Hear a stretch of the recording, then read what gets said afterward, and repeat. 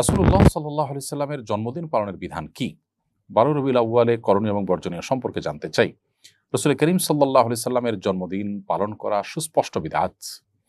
কারণ নবী করিম সাল্লাল্লাহু আলাইহি ওয়াসাল্লাম তিনি কখনো তার প্রতি বছরে জন্মের যে তারিখটা ছিল সে তারিখটাকে কোনোভাবে উদযাপন করেননি, করতে বলেননি। কোনো সাহাবায়ে কেরাম, খোলাফায়ে রাশিদিন কারো থেকে বিষয়ে কোনো জাল হাদিসও পাওয়া যায় না। অতএব এরকম একটা বিষয়ে একজন মুসলমান যদি নিজের করণীয় মনে করে এরকম বিষয়কে, তাহলে সেক্ষেত্রে সেটি বিদআত হবে, পরিষ্কার বিদআত হবে, তাতে কোনো সন্দেহ নেই। ১২ রবিউল আউয়াল উপলক্ষে বিশেষ কোনো করণীয় নেই, তবে বর্জনীয় আছে। সেটি হলো ১২ রবিউল আউয়াল কেন্দ্রিক যে সমস্ত বিদআত হয়ে থাকে, জশ্নে জুলুস, ঈদে মিলাদুন্নবী বা অন্যান্য যে সমস্ত আনুষ্ঠানিকতা হয়ে থাকে, নবী জন্মের আনন্দের নামে যে আনুষ্ঠানিকতা হয়ে থাকে, সেটি নবী সাল্লাল্লাহু আলাইহি ওয়াসাল্লামের আদর্শের পরিপন্থী। নবী করিম সাল্লাল্লাহু আলাইহি ওয়াসাল্লাম আমাদেরকে বলেছেন যে, খালিফুল ইয়াহুদা ওয়ান নাসারা, ইহুদি খ্রিস্টানরা যা করে তোমরা তাদের সাথে সবসময় ভিন্নতর কিছু করবে, অর্থাৎ ধর্মীয় বিষয় বিশেষ করে তারা যদি কোনো আদর্শ কৃষ্টি কালচারকে ডেভেলপ করে, তোমরা সেই পথে হাঁটবে না। আজকে খ্রিস্টানরা তাদের নবীর জন্মদিবস পালন করছে। একটা সময় খ্রিস্টান ধর্মেও এটা নিষিদ্ধ ছিল, বাট তারা কালের আবর্তনে দেখা গেছে যে তারা পেগানদের বা প্রকৃতি পূজারীদের, অগ্নি পূজকদের কাছ থেকে এই জিনিসটা ধার করে নিয়েছে এবং আমরা তাদের থেকে ধার করে নিচ্ছি।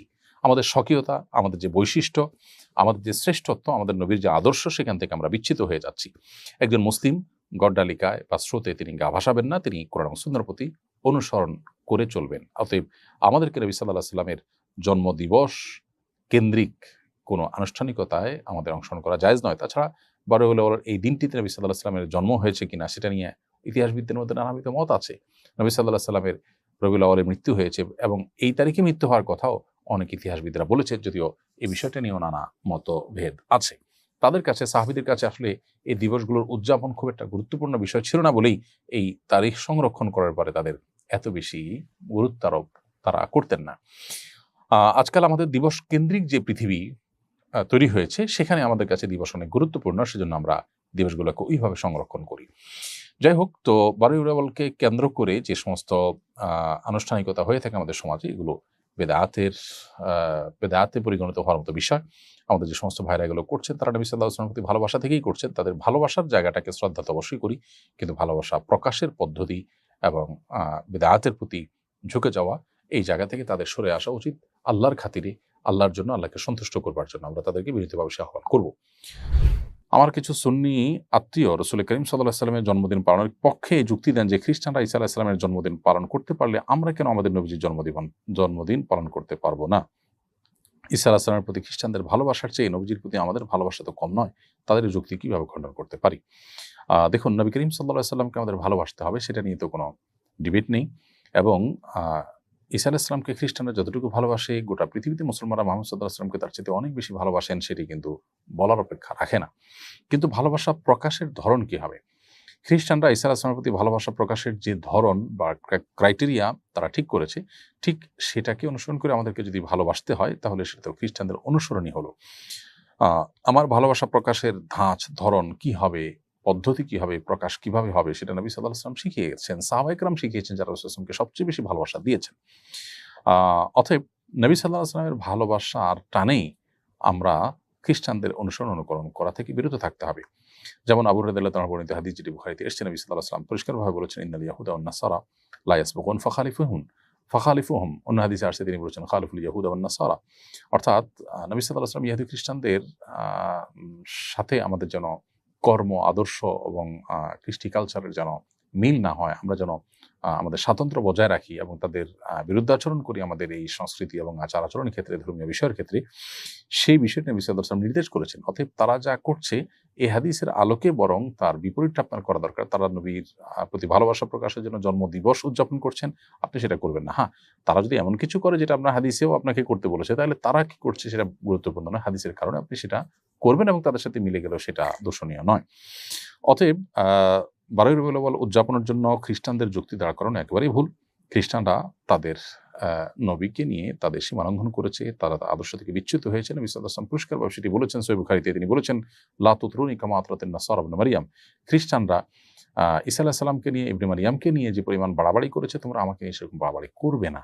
এই যে নবী সাল্লাল্লাহু আলাইহি ওয়াসাল্লাম নিষেধ করেছেন তাদের মতো করতে, বিশেষ করে তাদের নবীর ক্ষেত্রে তাদের ভালোবাসা প্রকাশের ক্ষেত্রে যে সীমা লঙ্ঘন তারা করেছে সেটা যেন আমরা না করি। বিধায় আমাদেরকে একজন মুসলিম হিসাবে ইসলামের যে স্বকীয়তা আছে সেটিকে অনুসরণ করে চলতে হবে।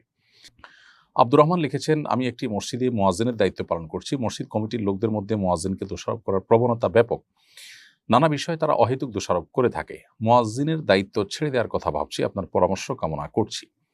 ভাই আব্দুর রহমান, মুয়াজ্জিনকে আল্লাহ রাব্বুল আলামিন যে মর্যাদা দেবেন বলে বিভিন্ন হাদিসে বর্ণিত হয়েছে, কিয়ামতের ময়দানে তাদের মাথা থাকবে সবার উঁচু, তাদের ঘাড় থাকবে সবার চাইতে উপরে উঁচু, এবং এগুলো দেখে তাদের এই দৃশ্য দেখে যে কোনো মানুষ অনুমান করতে পারবে, ধারণা করতে পারবে যে তারা পৃথিবীতে মুয়াজ্জিনের দায়িত্ব আঞ্জাম দিয়েছেন।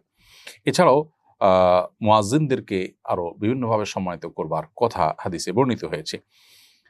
আল্লাহর সন্তুষ্টির উদ্দেশ্যে যদি কেউ মুয়াজ্জিনি করেন তাহলে সেক্ষেত্রে যে পরিমাণ সওয়াব এবং বিনিময় এবং সম্মান আল্লাহর তরফ থেকে পাওয়া যাবে, সেই আশায় একজন ঈমানদার হিসাবে নির্বিচ্ছিন্নভাবে ধৈর্যের সাথে এই কাজটি করে যাওয়ার জন্য আপনাকে আমরা বিনীতভাবে আহ্বান করব। আমরা পরামর্শ দিব মানুষের কটু কথাকে ইগনোর করার। এটা হয়তো আল্লাহর তরফ থেকে আপনার জন্য পরীক্ষা। আপনি জান্নাতের পথকে সুগম করে ফেলছেন, শয়তান হয়তো সেটিকে সহ্য করতে পারছে না, সেজন্য নানাভাবে আপনাকে উত্ত্যক্ত করছে, বিরক্ত করছে অন্য মানুষদেরকে দিয়ে। এই পরীক্ষা আপনাকে টিকতে হবে এবং জয়ী হতে হবে ইনশাআল্লাহ বিইذনিল্লাহ। আপনি আল্লাহর কাছে আজর পাবেন। কে কি বলেছে সেটা চাইতে বড় কথা এবং গুরুত্বপূর্ণ কথা হলো আপনি আপনার জায়গা থেকে কতটা আপনার এই ভালো কাজটাকে ধরে রাখতে পারছেন। মসজিদ কমিটির লোকেরা মুয়াজ্জিনদেরকে নিয়ে নানা কটু কথা বলা, তাদেরকে চাকরসুলভ আচরণ করা এবং ১০ জন দর্শকের কথা বলা এবং অনবরত চাপ দিতে থাকা, এই বিষয়গুলো আমাদের সমাজে কমন একটা চিত্রে পরিণত হয়েছে, যেটা দুর্ভাগ্যজনক। মসজিদ কমিটির ভাইরা যারা দায়িত্বশীল আছেন তাদেরকে আমরা বলবো আল্লাহকে ভয় করুন এবং মসজিদের স্টাফদেরকে নিজের ব্যক্তিগত কর্মচারী মনে করবেন না। তারা আল্লাহর ঘরের খাদেম, আল্লাহর ঘরে তারা কাজ করছে। আপনারা মসজিদ থেকে যে টাকা পয়সা তাদেরকে দিচ্ছেন বেতন হিসাবে, ভাতা হিসাবে, সেগুলো সবগুলো আল্লাহর প্রতিনিধি হয়ে আল্লাহর জন্য, আল্লাহর উদ্দেশ্যে মানুষ যে টাকা দেয় সে টাকার রক্ষণাবেক্ষণ আপনি করছেন। এটা আপনার ব্যক্তিগত টাকা না। আপনি নিজেও যদি দেন তো আপনি আল্লাহকে দিচ্ছেন, এরপরে আল্লাহর তরফ থেকে আপনি রক্ষণাবেক্ষণ করছেন। বিধায় আচার আচরণগত দিকটা এখানে খুবই গুরুত্বপূর্ণ। মুয়াজ্জিনদের কোনোভাবে যেন মনে আঘাত না হয় সেদিকটা আমাদের খেয়াল রাখতে হবে। রেমি আক্তার পাখি আপনি লিখেছেন, অনেক সময় মা রাগের মাথায় সন্তানদের অভিশাপ দেন, পরবর্তীতে উপলব্ধি করেন এভাবে অভিশাপ দেওয়া উচিত হয়নি, অনুচিত, কিন্তু মা রাগের মাথায় অভিশাপ দিয়েছেন। আল্লাহ কি মায়ের এরকম অভিশাপ কবুল করবেন? উত্তর হলো যে অভিশাপ মানে হলো বদদোয়া, মানুষের অকল্যাণ চাওয়া। মৌলিকভাবে এটা ভালো জিনিস না। নবী করিম সাল্লাল্লাহু আলাইহি সাল্লাম এক হাদিসে তিনি বলেছেন যে তিনি লাআন এবং তাআন হিসাবে পৃথিবীতে আসেননি বা প্রেরিত হননি। তার মানে অভিসম্পাদকারী, তারপরে গালিগালাজকারী, এরকম চরিত্রের মানুষ হয়ে দুনিয়াতে তিনি আসেননি, বরং এগুলো তিনি কখনো করতেন না। এবং তিনি আরো বলেছেন ঈমানদার কখনো লাআন তাআন ফাহিশবাজি অর্থাৎ অশ্লীল উক্তিকারী কিংবা মানুষকে বদদোয়াকারী এবং নিচু কথা বলার মতো চরিত্রের হতে পারে না ঈমানদার। এজন্য মৌলিকভাবে কাউকে বদদোয়া দেওয়া, কারোর অকল্যাণ চাওয়া, এটা একজন ঈমানদারের জন্য সমীচীন না। ঈমানদার মানুষের জন্য নেক দোয়া করবেন, ভালো কিছু চাইবেন। কারো প্রতি ক্ষোভ বা কষ্ট থেকে তার বদদোয়া করে বা তার ক্ষতি কামনা করে আপনার নিজের ক্ষোভ চরিতার্থ না করে বরং তার হেদায়েতের দোয়া আমরা করবো। আল্লাহ তাকে হেদায়েত দেখ, আল্লাহ তাকে সঠিক পথের দিশা দেখ। এছাড়া অন্য কোনোভাবে আমাদের ক্ষোভ আমরা জাহির করতে পারি, কিন্তু তাই বলে অভিশাপ দিতে পারি না। এখন মা বাবার সন্তানের কোনো আচরণে যদি কষ্ট পান পেয়ে যদি তারা অভিশাপ দেন, কষ্ট পেয়ে আপনার দিল থেকে অভিশাপ এসেছে বা অকল্যাণ এসেছে, এটা হলে সন্তানের জন্য সেটা ক্ষতির কারণ হতে পারে। আর যদি মন থেকে অভিশাপ নাও আসে, মা বাবা যদি কষ্ট পান, জাস্ট তাদের কষ্ট পাওয়াটাই কিন্তু সন্তানের ধ্বংসের কারণ হতে পারে এবং আল্লাহর কাছে বিচারের মুখোমুখি হতে পারে। কিন্তু যদি কোনো যৌক্তিক কারণ ছাড়া অহেতুক দেখা যাচ্ছে কেউ মিথ্যা কিছু বলে তাদেরকে ক্ষুব্ধ করেছে এবং তারা সেজন্য সন্তানকে অভিশাপ দিচ্ছেন, তো এই অভিশাপে সন্তানের কোনো ক্ষতি হবে না। কারণ আল্লাহ তাআলা কোরআনে কারিমে বলেছেন, লাউ ইয়াজ্জালুল্লাহু শাররা ইসতা'জালাহুম বিল খাইরি লাকুদিয়া ইলাইহিম আজালুহুম। মানুষের ভালো দিতে আল্লাহ যত দ্রুততার সাথে দেন, ভালো কিছু দান করতে মানুষকে, বিপদ আপদ বা মানুষের ক্ষয়ক্ষতি এগুলো দানের ক্ষেত্রে যদি আল্লাহ এরকম তাড়াহুড়ো করতেন বা এরকম দ্রুততার সাথে দিতেন, তাহলে মানুষ শেষ হয়ে যেত, কেউ টিকতো না।